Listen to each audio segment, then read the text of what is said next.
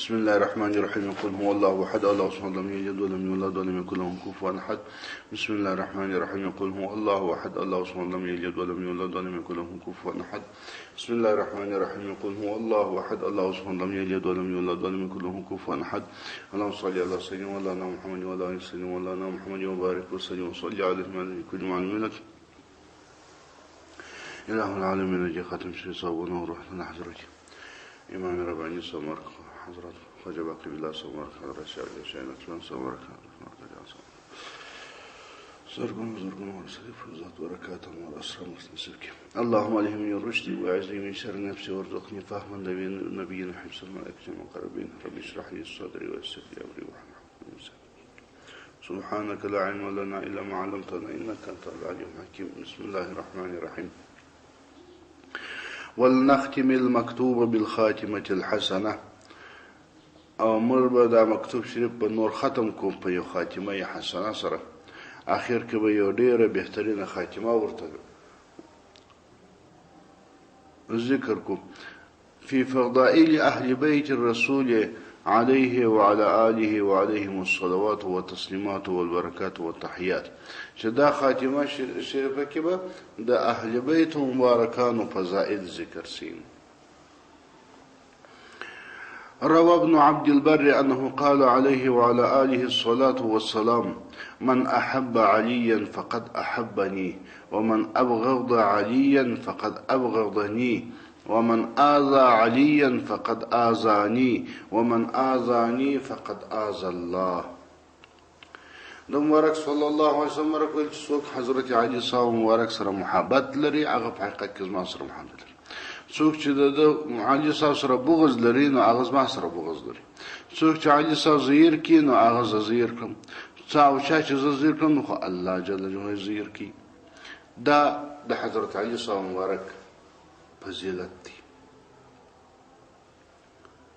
اوس نو دی حدیث مبارک کی خبر استه هغه د دې چې حدیث مبارک خورا د چې څوک حضرت علي صاحب سره بغض ولري هغه زما سره بغض لري څوک چې علي صاحب زیروي نو هغه زیر کوم او چې زیر کوم الله زیر کی شنو په دې صورت کې خو به دا کسان چې د حضرت علي صاحب مبارک سره جنگ کړي دا خو مطلق چې ما حضرت علي صاحب زیر کړي دا حکم دی چې هغه زیر کوم او چې زیر کوم الله زیر کی کسان چې په حضرت علي صاحب ستور راخسي او د حضرت علي صاحب انوالان یې ټول شهیدان کړي او دا سره په میاشتونو په کلونو جنگ کړي هغه نو څنګه ادونو مکتوب شریف کې چې موږ دا بیان شروع کړی و چې دا دونه کوشش موږ کاوه د دې لپاره چې د حضرت علي صاحب مبارک مخالفین چې د سره په جنگونو باندې اخته و چې هغه هم صحابه کرام دي موږ په هغه کې څه نو سویل ده دا خو لوی ثبوت څه دا و پر مقابل باندې د شیګانو د لپاره لوی ثبوت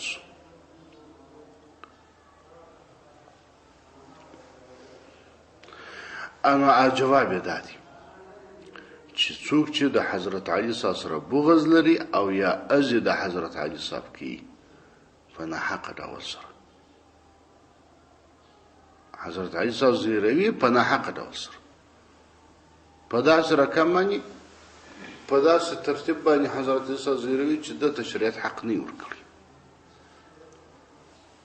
او یا چې د حضرت علي صاحب سره بغض کوي بغض خو هغه صحابه نه دي ورسره کړی صحابه کرامو یو د بل جنگونو سره کول بغض یې نه سره درلودي یو د بل څه بغض نه درلودي بس د خپل حکم او دغه هدف ته زده هدف ته ځان رسوم بد نه زی راځي صحابي دي زما خوش دي شسړې دي مګر خو نو چې دی دغه کار نه کی زده کار کوم که هدف ته ځان رسوم بغض ځکه بغض نه حق د یو مسلمان سره مطلق د مسلمان سره بغض کول دا خو ګناه ده هغه نسبت موږ دې څه نه کوو موږ په چا باندې دا تور نه شو ویلای چې هغه د پلانکی و د پلانکی و سره حضرت علي صاحب ولې د حضرت علي صاحب په طرف کې نو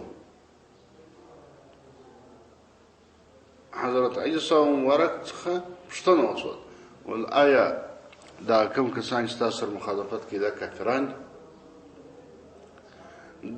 دورته ول ان اخواننا بغوا علينا زموږ ورونو پر موږ بغاوت کړی دی. یعنې دا ورته ثابته کړه چې هغه د شک وتلي مسلمانان دي، زموږ ورونه دي، فقط بغاوت یې کړی دی په موږ باندې. نو بغض حضرت علي صاحب مبارک نور سره درلودي، عادي د اخوان لفظ ورته استعمال کړي، د ورونو لفظ ورته استعمال کړي.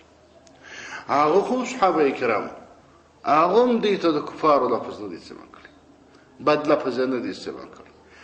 هغه هم داسې الفاظ نه دي استعمال کړي چې د هغو څخه دې بغض معلوم شي. نو چې نه دي استعمال کړي چې نه زمامې دي، نو بغض نشته مابین کې. او زیرېده، دا زیرېده دا خو حضرت علي صاحب مبارک زیرول دي، اما په حق سره. په حق دا معنا چې یعنې د ده د اجتهاد نتیجه دا وه، د شریعت د خوا څخه دی مکلف کړه شو چې دی باید دغه کار سرته ورسوي، چې دی دغه کار باید سرته ورسوي، د شریعت د خوا څخه په دې کې شي باید مکلف شو. او په دې سره حضرت علي صاحب نو دا زیرېده خو دوه قسمه دي. یو هغه زیرېده دي چې د هواو د تعصبو د خواهشاتو پر بنا باندې، یو هغه زیرېده دي چې هغه د شریعت پر بنا باندې. چې فرض کړه یو سړی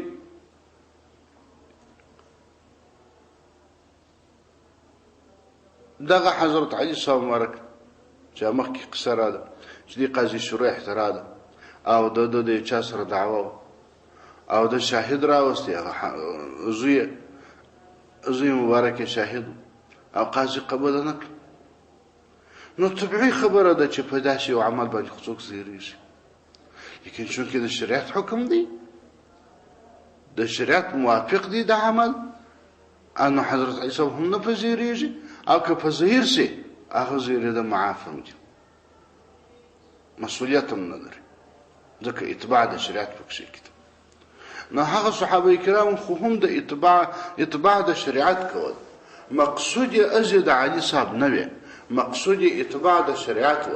که په ضمن کې ازې د علي صاحب راغلي وي التزاما په خاطر د اتباع د شریعت، نو دا چونکې ازې پکښې مقصود یې اصلي نه دي، نو ازې نور ته ویل کېږي.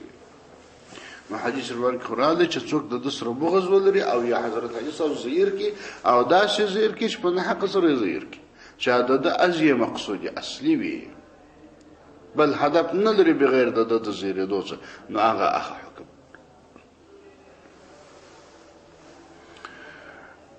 وأخرج الترمذي والحاكم وصححه عن بريدة. ترمذي صاحب او حاکم صاحب دا حدیث مبارک ذکر کړی دی او بیا تصحیح دا غم کړی دی، حاکم تصحیح د حدیث کړی دی. هغه عن بريدة قال قال رسول الله صلى الله عليه وعلى آله وسلم ان الله امرني بحب اربعه، خدای تعالی جوز امر کړم په محبت سره د څلورو کسان. نو اخبرني انه يحبهم، او زه خبر کړیم نبی علیہ السلام برک صلی الله علیه وسلم برک وای زه الله تعالی امر کړم په محبت د څلور کسان سره محبت کوم. او اخبرني او الله جوز په دې خبر کړم چې انه خدای تعالی جل جلاله يحبهم، د څلور سره محبت لري. قیل یا رسول الله سمهم لنا، نو ورته چې رسول الله سمهم لنا، ته د دې نومان واخه مشته نومان راته ذکر کړ. قال علي منهم، علي صاحب هم د دې څخه دی. یقول ذلك ثلاثا، دا به درې واره وایي علي منهم علي منهم علي منهم. او ابو ذر والمقداد وسلمان، ابو ذر غفاري صاحب، مقداد او حضرت سلمان فارسي صاحب، دا کسان چې دي الله جو دوی سره محبت لري او زه امر کړم د دې په محبت. واخرج الطبراني والحاكم عن ابن مسعود رضي الله تعالى عنهم ان النبي صلى الله تعالى عليه وعلى اله وسلم قال النظر الى علي عباده. دو مبارک صلی الله علیه وسلم مبارک فرمایي چې نظر و حضرت علي صاحب مبارک ته کتلم عبادت دي. وإسناده حسن. وأخرج الشيخان عن البراء رأيت رسول الله صلى الله عليه وسلم والحسن على عاتقه. وإما د مبارک صلی الله علیه وسلم ورته وکتل د می ولیدي چې حضرت امام حسن سمرک على عاتقه پر غاړه ده پر دا اوجه باندې ده اوجه د غاړه ما باندې عاتق وای. وهو يقول عليه وعلى آله الصلاة والسلام اللهم إني أحبه فأحبه. او دا دعا ورکړه الله زده دا سره محبت لرم خدای ته هم محبت ورسره وکړه. وأخرج البخاري عن أبي بكرة قال سمعت رسول الله صلى الله تعالى عليه وعلى آله وسلم على المنبر والحسن إلى جنبه. هو ما د مبارک صلی الله علیه وسلم مبارک سوار دشته پر منبر شریف باندې ناست او امام حسن صاحب څنګه ناست. حسن صاحب کښنیو دروازه خاصران هڅه کول چې منبر ته ځان ورسوي خپل نیکه مبارک تراس خو هغه په لار کې شکلې د سلوی دی او پورته کېدی نه بیا د مبارک لاس ورته کتل بیا راوستي خپل څنګه پر منبر شریف باندې کښېنوي وعظ په وخت او ينظر الى الناس مره واليه مره بیا بنو کتل وخلق ته اپلا او بیا بدته بل اپلا کتل ويقول ان ابني هذا سيد ولعل الله ان يصلح به بين فئتين من المسلمين. بیا ولداز ما زوی چې دی د سید دی سردار دی او کدا چې الله جل جلاله په دسر صلح راولي په مابین کې د دوه ډول مسلمانانو. بیا د صحابه کرام ورکم په زمانه کې د یو دوه غټو فرقو د مسلمانانو چې مابین کې اختلاف په دغه تر مابین صلح بیا وکړل.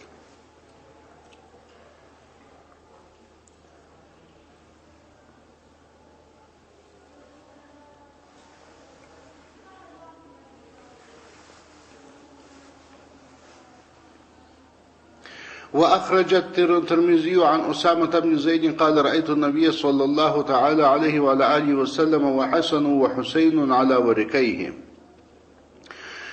أسامة صبواي وما حضرت النبي عليه السلام ورك صلى الله عليه وسلم ورك ولدي چې امام حسن صاحب امام حسين صاحب مرکه پر دادو ورونو مبارکان باندې ناس.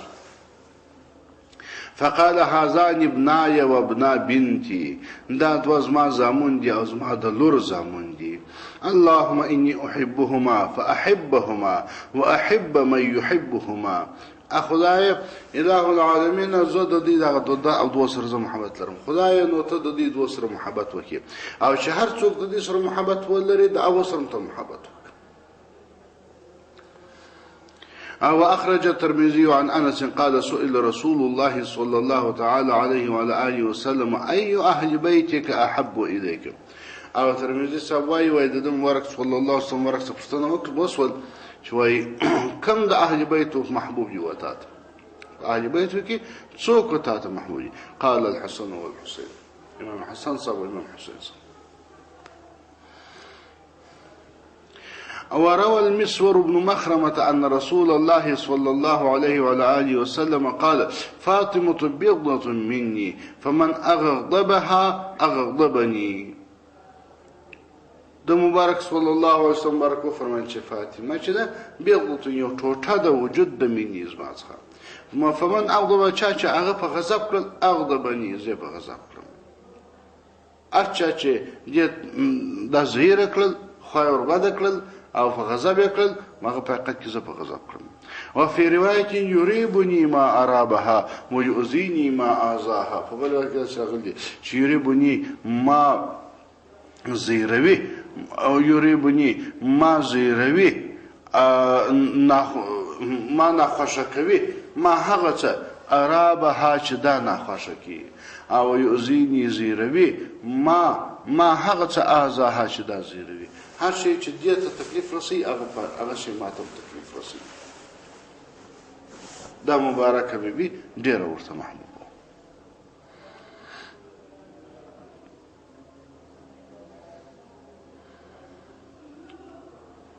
فاطمه وفاطمه سيدة نساء اهل الجنه.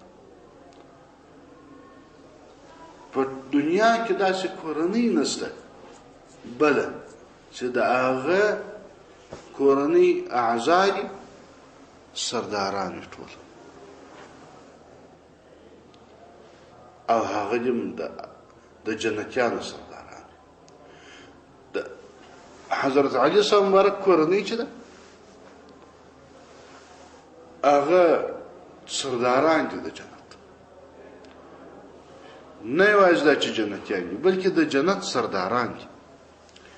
فاطمه سیدة نساء اهل الجنه، بیبي فاطمه مبارکه چې ده د اهل جنت د جنتیانو د ښځو سردار ده، د ټولو جنتي ښځو سردار بیبي فاطمه وي. والحسن والحسين سيدا شباب اهل الجنه. امام حسن صاحب امام حسین صاحب دا دوه بیا د جنتي ځوانانو سرداران دي چې څونه ځوانان په جنت کې ستا دا دغه سرداران دي.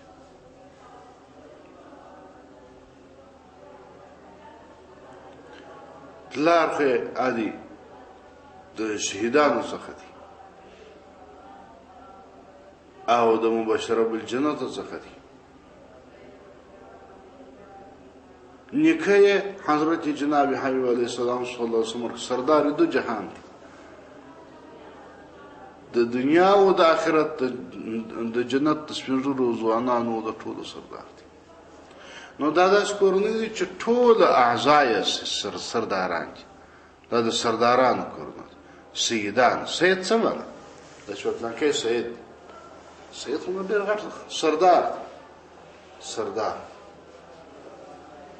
دغونه قدر و احترام باید مسلمانانو ته ورکړي. د طریقت د داخلېدلو یو فضیلت دا وي، په دا طریقت کې څوک داخل شي نو د دې طریقت د مشایخو مبارکان سره د سړي سخته زیاته مینه او محبت راشي،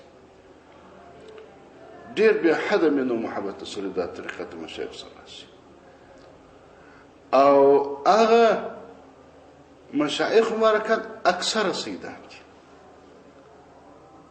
یو کمال دغه اکثر مشایخ مبارکان خصوصا د لوی مشایخ مبارکان دا اکثر سیدان دي. حضرت غوث مبارک دی حسنی و حسین سید دی، د پلار د خوا څخه هم سید دی، د مور د خوا څخه هم سید دی، د یوه طرف حسیني سید دی، د بل طرف حسني سید دی.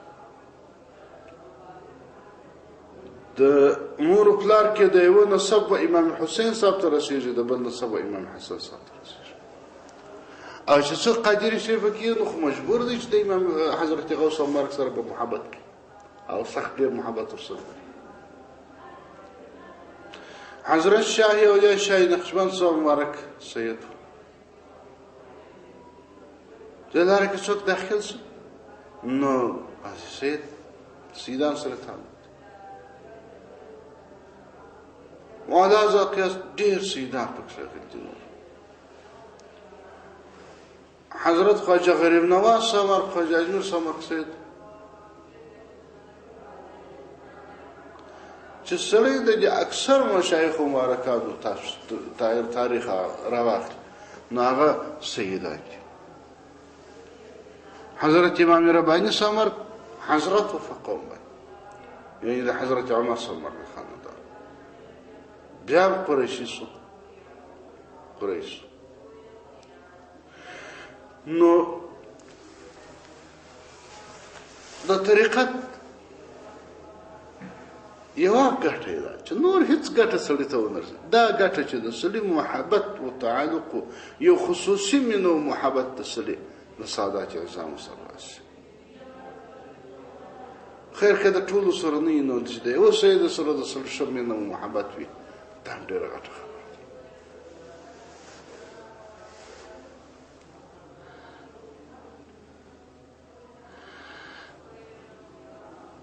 وأخرج الحاكم عن أبي هريرة أن النبي صلى الله تعالى عليه وعلى آله وسلم قال لعلي فاطمة أحب إلي منك وأنت أعز علي منها. النبي عليه الصلاة والسلام صلى الله عليه وسلم حضرت عيسى والفاطمة أحب إلي منك. فاطمة بيبي چې ډېر محبوبه ده ماته درته هغه ډېر راته خوښ ده، درته هغه ډېر محبوبه ده ماته ځکه هغه زما د بدن جز دی. هغه زما د بدن جز دی او په قرابت کې ما ته درته نږدې دی.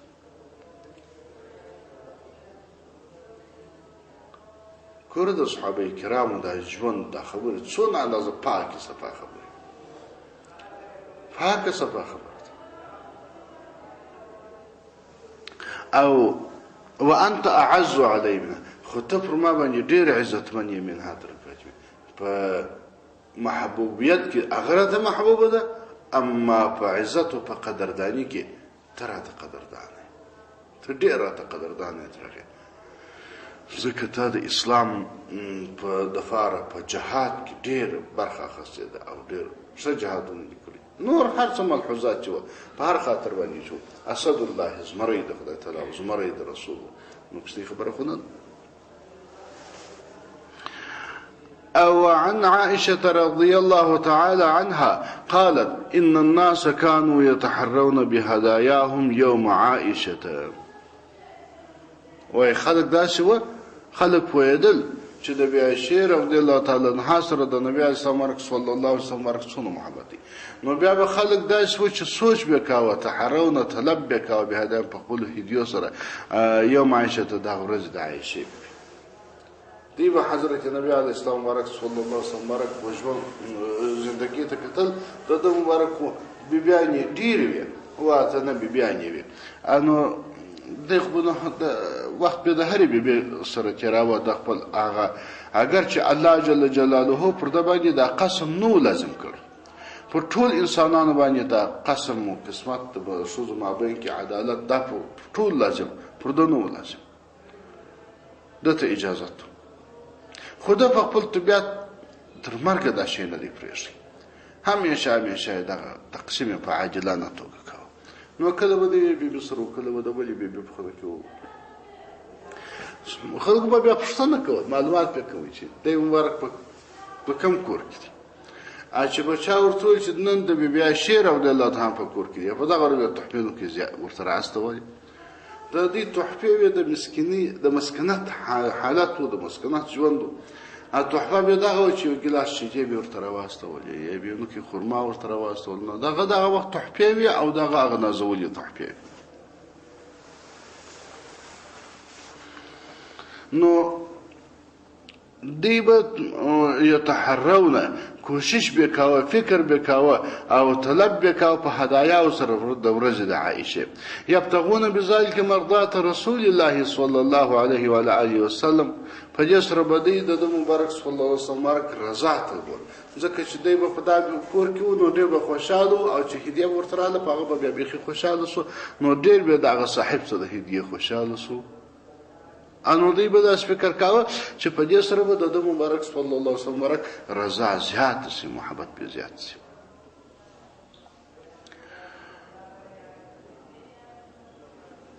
وقالت إن نساء رسول الله صلى الله تعالى عليه وعلى آله وسلم كن حزبين.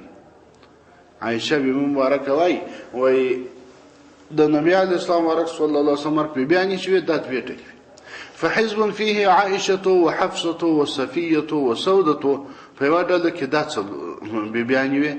أو الحزب الآخر أم سلمة وسائر نساء رسول الله صلى الله عليه وسلم. فبل حزكي فبل ذلك بها أم سلمة أو نور شزيد النبي صلى الله عليه وسلم دا بكشكي. كلم حزب أم سلمة، نو خبري وكرا حزب أغدل أم سلمة، فقلنا لها نو دي ويلة، فقلنا لها ودا أم سلمة ويل، والكلمي رسول الله صلى الله عليه وعلى آله وسلم.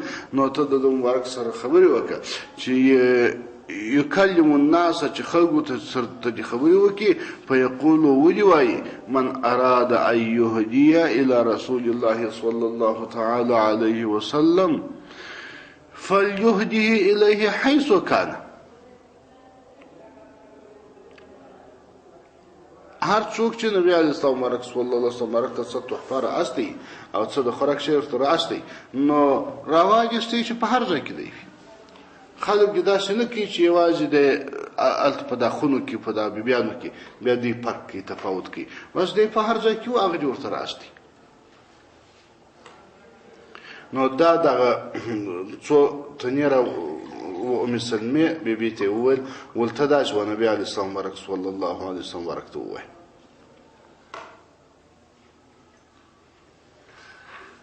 فقال لها فكلمته نو ام سلمہ بیبي رحم راله فكلمته د سره خبرې وکړي په دا باره کې د سره خبرې وکړي چې څه د خلکو ته دغه شو.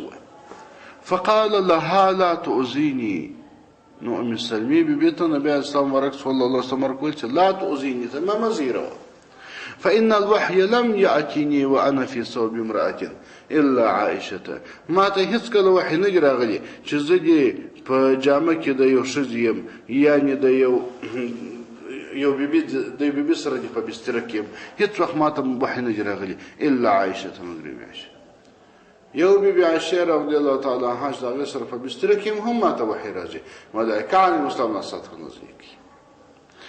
قالت أتوب إلى الله سبحانه من ذاك يا رسول الله نو هغه ویل چې زه توبه کوم الله تعالی ته ساده زیریدو څه. ثم انهن دعون فاطمه بیانو دغه شوزو دعون فاطمه بیانو بیبي فاطمه راوغشتل فارسلنا استولي وكل الى رسول الله صلى الله عليه واله وسلم نو هغه و نبي عليه الصلاه والسلام ته بیبي فاطمه ورواستل فكلمته نو هغه هم خبر ورسره وکړه. بیبي فاطمه رضی الله عنها هغه هم د عرض طرفیش کی. فقال يا بني الا تحبين ما احب نو دوستان ازما لورکی آیات نه خوشي هغه چې خوشم قالت بلا خوشم قال فاحبي هذه نو ته د عائشه سره محبت کو کزما خوشمنه د عائشه سره محبت کو. وعن عائشة رضي الله تعالى عنها قالت ما غرت على أحد من نساء رسول الله صلى الله تعالى عليه وعلى آله وسلم ما غرت على خديجة وما رأيتها. بیبي عائشة مبارکه وای هیڅ کله ما دغه غیرت نه دی کړی پر یو ښځه باندې د رسول الله صلی الله علیه وسلم په هغه اندازه باندې چې ما غیرت کړی دی پر خدیجه وي. دا ښځه چې یو د بل بنتوب سره کوي د یو ښځه د بل ښځې بل سي دا بنتوب چې سره کوي دا په عربي کې غیرت وایي. یعنی ما دغه اندازه بنتوب او غیرت او ترتیب نه دی جوړ کړی د دې نورو ښځو سره څونه چې ما د بیبي خدیجه سره کړو. حال دا چې بیبي خدیجه ما لیدلې هم نه وه لیدلې مې نه وه مګر ما بنتوب ورسره وکړي. دا ولې ولکن کان یکثر ذکرها د مبارک صلی الله علیه وسلم د هغې ذکر ډېر کاوه د هغې یادونه یې ډېر کول. وربما ذبح شاة کله کله په سوالات کې ثم یقطعها اعضاء بیا هغه پرې کړي ټوټه ټوټه به کړي اندام یې کړي ثم یبعثها فی صدائق خدیجه ده بیا هغه هغه صدقه هغه شي هغه به د خدیجه بیبي و دوستانو ته و صدائقو ته هغه د دې شریکانو هغه ته ورسول چې بیبي خدیجه رضی الله عنها به د کوم شود سره مینه درلوده رابطه عامه به ورسره درلودي هغه کومې چې د دې خوندکیانې و د دې شریکانې وې هغه ته به دا ورسول. فربما قلت له کله کله به ما ورته ویل چې کأنه لم تكن في الدنيا امرأة الا خدیجه آیا په دنیا کې بل ښځه نه وه بغیر له خدیجې څخه یعنې چې ګر مرته د دې صفت کوي خو ته په دنیا کې خدای د یوه ښځه پیدا کړې یا په دنیا کې خدای دغه یو رقم ښځه پیدا کړې. فیقول انها كانت وكانت فیقول ویل بیا انها كانت دا داسې و دا داسې و وکان لي منها ولد او ما لره د دې څه اولادونه هم پیدا شوي دي. وعن ابن عباس رضي الله تعالى عنهما قال قال رسول الله صلى الله عليه وسلم العباس مني وأنا منه. عباس ما څخه دی زما د ډلې څخه دی او زه هم د ده څخه یم د زما د عزت دی. او اخرج دینمی عن ابي سعيد ان رسول الله صلى الله تعالى عليه وآله وسلم قال اشتد غضب الله على من آذاني في عترتي.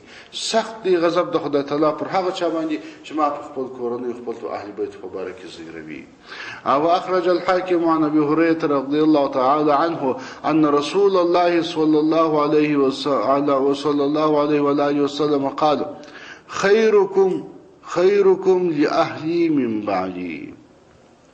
نبی علیہ السلام صلی الله علیه وسلم ورکو فرمایل ول پتاسو کې خیر پتاسو کې هغه شسلې هغه څوک دی خیرکم چې شسلې پتاسو کې به تر تاسو به پتاس کې له زما کورنۍ لري من بعد زما چې زما ورسته زما د کورنۍ شمرعت ساتي زما د کورنۍ د فرض ما د اهل بیت لپاره بهتر وي هغه پتاسو کې خیر دی. أو أخرج ابن عساكر عن علي كرم الله تعالى وجه أن رسول الله صلى الله عليه وآله وسلم قال من صنع إلى أهل بيتي برا كافأته عليها يوم القيامة.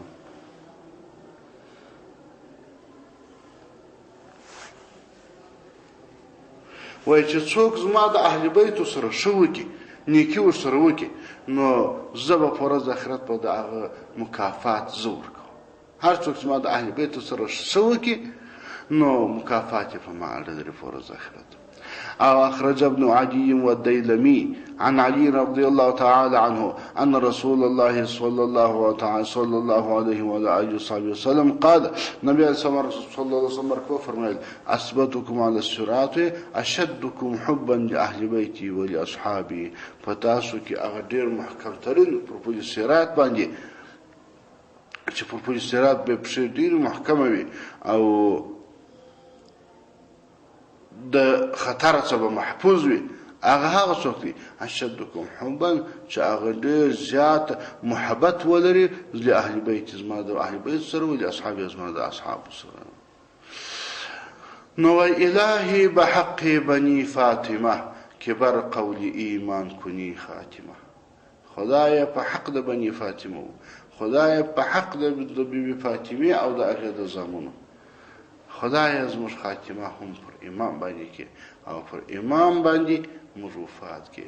اگر دعوتم رد کنی ور قبول منو دستو دامانی آل رسول. که چیرې ته خدای زما دعا ردوي کې قبله الله په نور نه پوهېږي مسکه زما دعا قبل کې ردی اغستا کار دی منو دستو دامانی آل رسول زبیم او لاس په مې د آل رسول د نبی اسلام ورک صلی الله د اهل بیت لمنې ته ورچول د دې لمون په میټینګ کړي د دې لمون زنی لکم بلا کې ردی کې قبله دا زما وظیفه. وصلى الله تعالى عليهم وعلى جميع إخوانه من الأنبياء المرسلين والملائكة الكرام المقربين وعلى سائر عباد الله الصالحين أجمعين. اللهم صل على سيدنا محمد وعلى آله وصحبه.